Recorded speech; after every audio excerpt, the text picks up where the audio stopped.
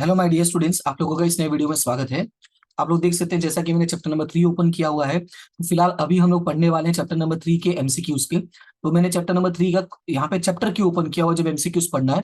तो पहले तो मैं आपको कुछ चीजें बता दूं, जैसे कि आप जब भी किसी चैप्टर का एमसीक्यू कर रहे हो ना, तो इसने देखो मैं एमसीक्यूज पे क्यों इतना फोकस करवा रहा हूँ। रीजन है, देखो एमसीक्यूज जो है वो आपको 20 मार्क्स देंगे।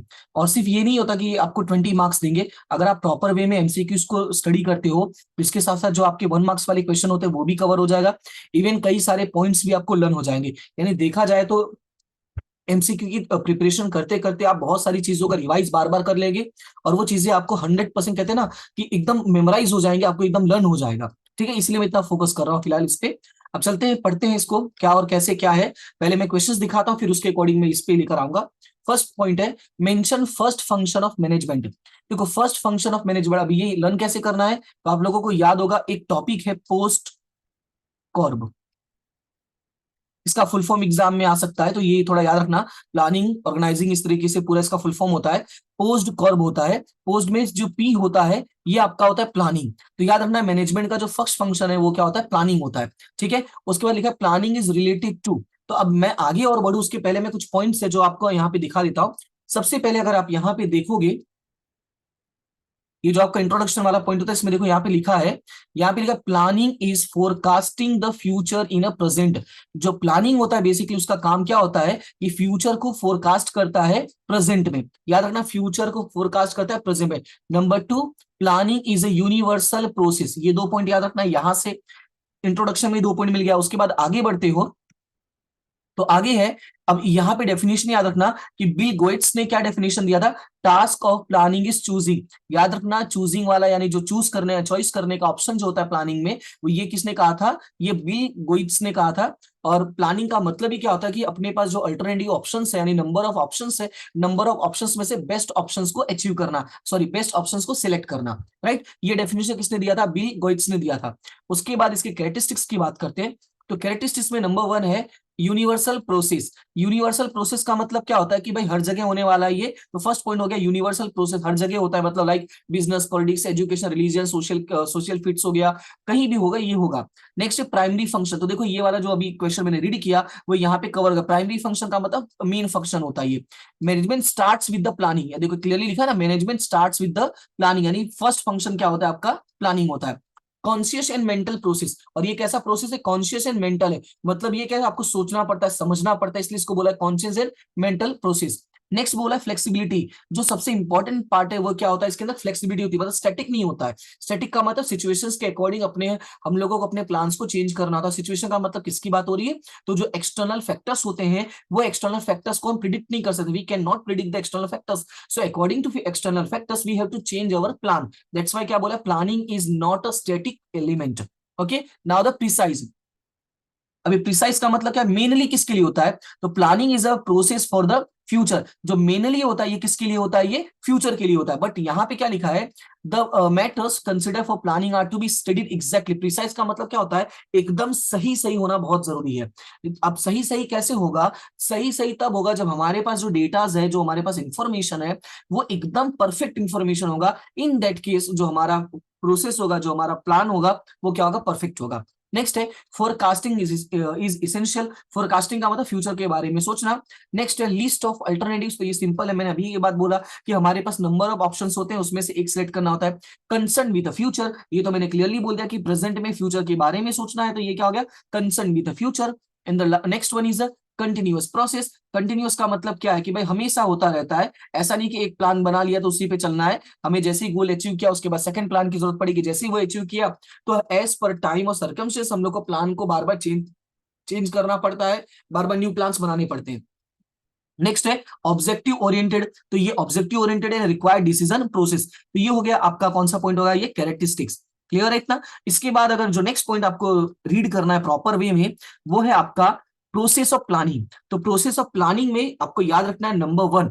अब देखो प्रोसेस ऑफ प्लानिंग की अगर मैं बात करता हूं तो फर्स्ट ऑब्जेक्टिव है आपका, सॉरी फर्स्ट पॉइंट है डिटर्मिनेशन ऑफ ऑब्जेक्टिव। यानी जब तक हम ऑब्जेक्टिव डिसाइड नहीं करेंगे कि हमको करना क्या है, जैसे मैं एक सिंपल सा एग्जांपल देता हूं कि आपको कहीं घूमने जाना है तो पहले डिसाइड होता है कि हमको कहीं घूमने जाना है। उसके बाद हमें क्या करना होता है, क्लेरिफाइंग प्लानिंग प्रीमाइसेस, यानी कौन कौन से बेसिस पे लेके क्या क्या चीजों को लेके हमको प्लान करना है, कौन सा एजम्पशन होना चाहिए, वो सारी चीजों को हम डिसाइड करते हैं।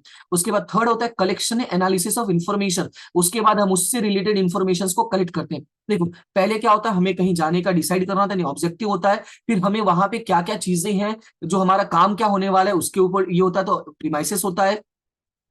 फिर उसके अकॉर्डिंग हम क्या करते हैं, इन्फॉर्मेशन कलेक्शन करते हैं और उसका एनालिसिस करते हैं। फिर उसके बाद हम अल्टरनेटिव्स बनाते हैं, अल्टरनेटिव्स के बाद हम इवेल्यूशन उसका करते हैं। इवेल्यूशन के बाद क्या होता है, जो हमारे पास बेस्ट अल्टरनेटिव उसका सिलेक्शन होता है। और लास्ट ऑप्शन क्या होता है, फॉर्मुलेशन, सॉरी नेक्स्ट होता है formulation evaluation subsidiary plan, and the last one the evaluation of plan. Right, जो हमने प्लान को यहाँ पे लिख दिया है उसको कंटिन्यू कर दिया, उसको हमें क्या करना होता है, हमें चेक करना होता है। अच्छा, इसमें एक दो पॉइंट और याद रखना है, यहाँ पे याद रखना है ओआर का फुल फॉर्म क्या होता है, ऑपरेशन रिसर्च। उसके अलावा यहाँ पे और क्या रखना है कि एक लूक एंड लीप पॉइंट होता है। तो लूक एंड लीप का मतलब क्या हो, तो वो इसको रीड करते हैं। इवेल्यूशन ऑफ प्लान का मतलब क्या होता है, after formulation evaluation subsidiary plan, entire plan is evaluated when ever it is necessary, जब भी जरूरत पड़ेगी पूरे प्लान को चेक करना है। A business unit takes the help of experts consultant to evaluate the plan. It helps to get the correct options as well as to take the appropriate decision when we proceed step by step. The principle of look and leap is to be adopted at every stage. Evaluation is necessary. Look and leap का मतलब है देखना और फिर आगे बढ़ना, उसको समझो देखो फिर उसके अकॉर्डिंग क्या करो, आगे बढ़ना होता है। क्लियर हुआ है? दैट्स वाई बोला ना, स्टेप बाय स्टेप आगे जाना होता है। उसके बाद टाइप्स ऑफ प्लान की बात करते हैं, तो टाइप्स ऑफ प्लान में आपको एग्जैक्ट वर्ड याद रखना है। जैसे स्टैंडिंग का मतलब क्या होता है, जहां पे रिपीटेटिव वर्क होता है, रिपीटेटिव सिचुएशन में जहां पर होता है, आई मीन जहां पे बार बार एक ही काम होता है, वहां पे क्या यूज होता है, स्टैंडिंग प्लान होता है। जैसे स्कूल्स में टाइम टेबल, ये हो गया स्टैंडिंग प्लान। फिर स्ट्रेटेजिक प्लान क्या होता है, तो स्ट्रेटेजिक जो प्लान होता है वो बिजनेस का ऑब्जेक्टिव के बेसिस पर बनता है। तो अगर यहाँ पे देखोगे ना, तो यहाँ पे लिखा है it is known as a business objective. अब यहाँ पे पूरा क्या लिखा है वो सुनो, business unit decides the objective according to their philosophy. It is to be decided through which philosophy the business unit will function throughout their life. It is known as a business objective. For the accomplishment of objective, long-term and short-term strategies are decided. A business unit decide its plan after the consideration of its strength and drawbacks. यानी अपने जो भी ताकत है, जो भी कमजोरी है, उसके बेसिस पर वो लोग क्या करते हैं, प्लान डिसाइड करते हैं। और ये प्लान जो बेसिकली होता है वो किसके बेस पर होता है, ऑब्जेक्टिव्स के बेस पर होता है। क्लियर है? और ऑब्जेक्टिव की बेस पर कंपनी की क्या बनती है, पहचान बनती है, उनकी फिलोसॉफी डिसाइड होती है। तो याद रखना, स्ट्रेटेजिक प्लान जो है वो किससे रिलेटेड है, बिजनेस ऑब्जेक्टिव से रिलेटेड है। ओके, उसके बाद है टेक्टिकल प्लान। तो टेक्टिकल प्लान का मतलब क्या आता है, for the accomplishment of business objectives short term plans are prepared by middle level management. यानी जो मिडल लेवल वाले होते हैं वो ऑब्जेक्टिव्स को अचीव करने के लिए छोटे छोटे प्लान्स बनाते हैं। Those plans are known as a tactical plan. और यहाँ पे लिखा है कि इनका जो स्पैन होता है, टाइम पीरियड जो होता है वो बेसिकली एक ईयर, मतलब आई मीन एक साल का होता है, या होता है उससे कम होता है। नेक्स्ट वन है ऑपरेशनल। अब ऑपरेशन का मतलब क्या होता है, और देखो ऑपरेशन का मतलब, ऑपरेशनल का मतलब क्या होता है, जहां पे कामकाज होता है। अब ये देखो, operation plans are the specific result expected plans from the departments. यानी ये स्पेसिफिक रिजल्ट एक्सपेक्टेड, यानी हमको क्या अचीव करना है उसके बेस पर। देखो यहाँ पे बिजनेस ऑब्जेक्टिव जो बनाया उसको अचीव करने के लिए शॉर्ट टर्म प्लान्स बनते हैं, और यहाँ पे बोला है कि जो एक्सपेक्टेड रिजल्ट हमको चाहिए उसके बेसिस पर प्लान बनते हैं। और ये जो होता है ड्यूरेशन जो इसका होता है वो 1 ईयर का होता है। और ये मंथली और क्वार्टरली प्लान्स भी बनते हैं। मतलब ये क्या होता है, कंपनी के डिपार्टमेंट्स वाले बनाते हैं। क्लियर है? इसलिए याद रखना। और यहाँ पे देखो वर्ड भी लिखा हुआ है कि सिमिलर होता है टेक्निकल प्लान से, इसलिए इसको फील, आई मीन रीड करोगे तो आपको ये फील आएगा कि दोनों एक जैसा ही है। उसके बाद नेक्स्ट है सिंगल यूज प्लान। तो सिंगल यूज का मतलब स्पेशल ऑब्जेक्टिव्स के लिए जब हम कोई प्लान बनाते हैं उसको क्या बोलते हैं, सिंगल यूज प्लान। जैसे घर बनाना हो, कंस्ट्रक्शन का काम करना, प्रिंटिंग का काम करना, पेंटिंग का काम करना हो, तो ये सारी जगह।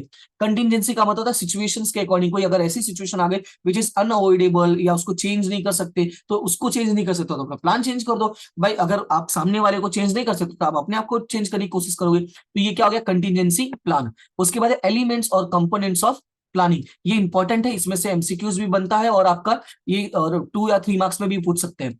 तो एलिमेंट्स की बात करें तो सबसे पहले क्या आएगा, ऑब्जेक्टिव होगा। उसके बाद स्ट्रेटेजी होगा, वापस सुनना, ऑब्जेक्टिव होगा, स्ट्रेटेजी होगा, पॉलिसी होगा, मेथड मेथड होगा, रूल्स होगा, बजट होगा, लास्ट क्या होगा, प्रोग्राम। टोटल कितने पॉइंट्स है, 7 पॉइंट्स है। वापस सुनना, सबसे पहले कंपनी का ऑब्जेक्टिव डिसाइड होता है, तो उसके बेसिस देखो प्लानिंग का एलिमेंट पूछा ना कि प्लानिंग के अंदर क्या क्या होना चाहिए, तो ऑब्जेक्टिव होना चाहिए, स्ट्रेटेजी होना चाहिए, कंपनी की पॉलिसीज के बारे में होना चाहिए, कंपनी के मेथड्स के बारे में होना चाहिए, कंपनी के रूल्स के बारे में होना चाहिए, कंपनी का बजट होना चाहिए क्योंकि बजट के बेस पर ही हम प्लान डिसाइड करते हैं, और लास्ट है कंपनी का प्रोग्राम होना चाहिए। अब इसमें एक एक पॉइंट आपको स्टार्टिंग का जो फर्स्ट लाइन है वही देखो कि इसमें कुछ नया मिलता है कि नहीं। सबसे पहले, the purpose of every business is to determine and fulfil objectives, while determining objectives all the factors affecting business are to be considered. तो इसमें कुछ भी ऐसा नहीं, बस याद रखना है objective must be pragmatic, it should not be over ambitious, मतलब कहते हैं प्रैक्टिकल होना चाहिए, ज्यादा कहते हैं ना कि ऐसा नहीं होना चाहिए कि मैं तो चांद तारे तोड़ लाऊंगा, जैसे वो सॉन्ग है ना, तो वैसा नहीं होना चाहिए भाई सीधा चांद तारे तोड़ने की बात करें। Next, strategy contrivance used for the accomplishment of pre-decided objective of planning is known as a strategy। अब यहाँ पे contrivance का मतलब क्या होता है, यहाँ पे जो हम छोटे छोटे tactics यूज करते हैं ना, तो वो क्या लिखा है, tactics used for the accomplishment of pre-decided objective of planning is known as a strategy। strategy का मतलब ही क्या होता है कि जो हमारा pre-decided plan होता है उसको अचीव करने के लिए छोटे छोटे प्लान्स बनाते हैं। जैसे आप लोगों ने देखा होगा जो ये आईपीएल आता है, क्रिकेट होता है, उसमें होता है स्ट्रेटेजिक टाइम आउट होता है, कि उसमें वो लोग अपनी स्ट्रेटेजी डिसाइड करते हैं कि भाई सामने वाले को कैसे टैकल करना है, जो टीम खेल रहे है उसको कैसे करना है, तो उसके बारे में हमको समझना पड़ेगा, तो वो होता है स्ट्रेटेजिक प्लान। राइट, तो यहाँ पे बोला pre decided objective, accomplishment of pre decided objective, इतना याद रखना है। फिर नेक्स्ट है, decision and strategies are decided by the management for the accomplishment objective are known as a policy. अब यहाँ पे जो है मेन है वो है डिसीजंस एंड स्ट्रेटेजीज। अब ये इसको भी इंक्लूड करता है, are decided by the management, तो ये क्या हो जाएगा आपका पॉलिसी, यानी कंपनी की पॉलिसी क्या है कि भाई हमको कैसे बिजनेस करना है, हम लोगों को पॉलिसी कैसे रखनी, गुड्स ये जो गुड्स सेल कर रहे हैं, तो ये सारी चीजें क्या हो जाती है, कंपनी की पॉलिसी हो जाती है। ओके, नेक्स्ट है मेथड। मेथड का मतलब क्या, बिजनेस के ऑब्जेक्टिव्स कैसे फुलफिल करना है, तो यहाँ पे method is an arrangement of, ये वर्ड याद रखना, arrangement for carrying out business programmes, यानी बिजनेस प्रोग्राम्स को कैसे करना है, कौन सा पहले होगा फिर उसके बाद क्या होगा, वो होता है मेथड। रूल्स का मतलब क्या होता है, rules are necessary, rules decides the procedure and give the clear understanding. Rules का मतलब कंपनी में rules regulation like smoking allowed नहीं, मोबाइल यूज करना अलाउड नहीं, ये सब। और बजट क्या आता है, budget is a tool of control for the accomplishment of business objective, different types of budgets are prepare, ये याद रखना, ये एमसीक्यूज में एक बार पूछा भी है। क्या क्या है, capital expenditure budget, sales budget, production budget, उसके बाद है production cost budget, cash budget, etcetera. These types of budgets are used for the control over the business activities. And the last one is the programme. Programme का मतलब क्या है, a sequence of activities to be undertaken. Programme का मतलब क्या है, वो सारे सीक्वेंस, मतलब जो एक्टिविटीज करने वाले उसको एक सीक्वेंस में बना देना, उसको क्या बोलते हैं, प्रोग्राम। अब देखो प्रोग्राम है और ये मेथड है। मेथड में क्या, एक अरेंजमेंट करना है कि काम ऐसे करना है, और यहाँ पर क्या है कि एक सीक्वेंस में अरेंजमेंट करना है, सीक्वेंस में काम करना है, उसको क्या बोल देंगे यहाँ पे, प्रोग्राम बोल देंगे। बोलते हैं आज का प्रोग्राम क्या है, तो पहले ये करेंगे, फिर ये करेंगे, फिर ये करेंगे, ये होता है प्रोग्राम।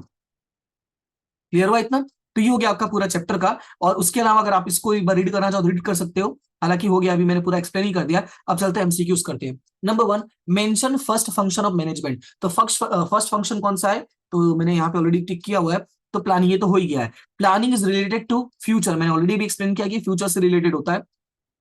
नेक्स्ट है, what is the first step of planning process. मैंने क्या बोला, सबसे पहले हम लोगों को क्या डिसाइड करना था, ऑब्जेक्टिव, तो ये फर्स्ट प्लेस है। उसके बाद मैंने क्या बोला, हम लोगों को फॉर्मेशन, ये प्रीमाइसेस को डिसाइड करना पड़ता है, तो ये तो सेकंड हो गया। फिर ये प्रिपेयरिंग अल्टरनेटिव्स, ये आपका थर्ड या फोर्थ पॉइंट है, ठीक है। तो उसके, और ये फॉर्मेशन ऑफ सब्सिडरी प्लान, ये उसके बाद का ऑप्शन है। तो अब यहाँ पर क्या हो गया, फर्स्ट सेकंड पता है कि बिना ऑब्जेक्टिव के तो आगे बढ़ ही नहीं सकते, और पूछा क्या है अपने को, यहाँ पे पूछा है फर्स्ट स्टेप, तो हमारा जो आंसर हो जाएगा वो क्या हो जाएगा, ऑप्शन नंबर ए।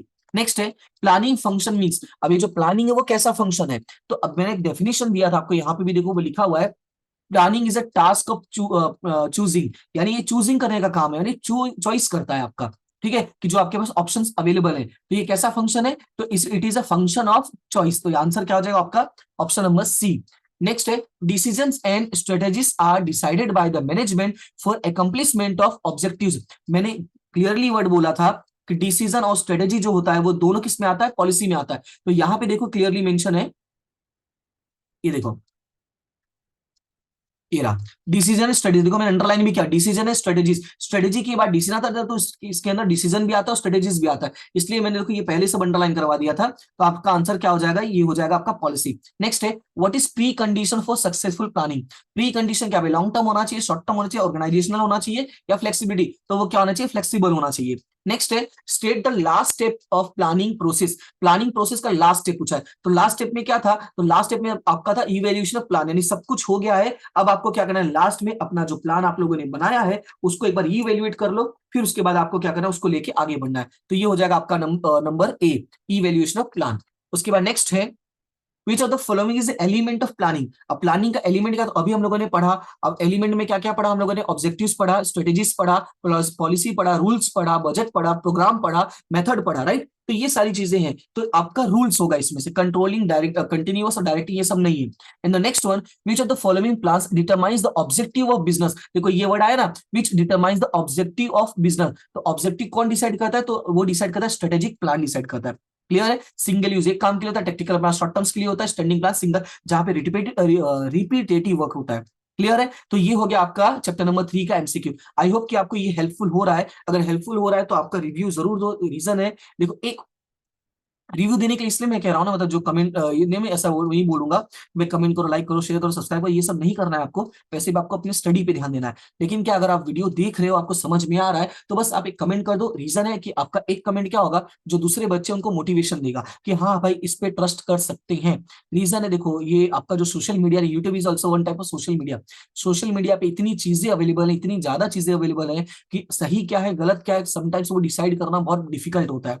तो वो कब डिसाइड होगा, जब एक चीज के बारे में मैक्सिमम लोग सही चीज बोलते हैं, तब हम उसको समझ पाएंगे हाँ ये सही है या गलत है। आपको लगता है कि ठीक है, ये सही है, हेल्पफुल है, कि आपकी हेल्प कर सकता है, कोई नेगेटिव इंपैक्ट नहीं हो रहा है इसका, या ऐसे कहते हैं ना कि कोई मतलब का नहीं निकल रहा है, ऐसा कुछ नहीं फील हो रहा है, तो आप जरूर इस चीज को बता सकते हो। ठीक है, बस और कुछ नहीं करना है आपको, बस इतना ही करना है। बाकी अपना स्टडी करते रहो। फिलहाल अभी के लिए इतना ही, मैं मिलते हैं नेक्स्ट क्लास में, तब तक के लिए thank you so much and have a good day.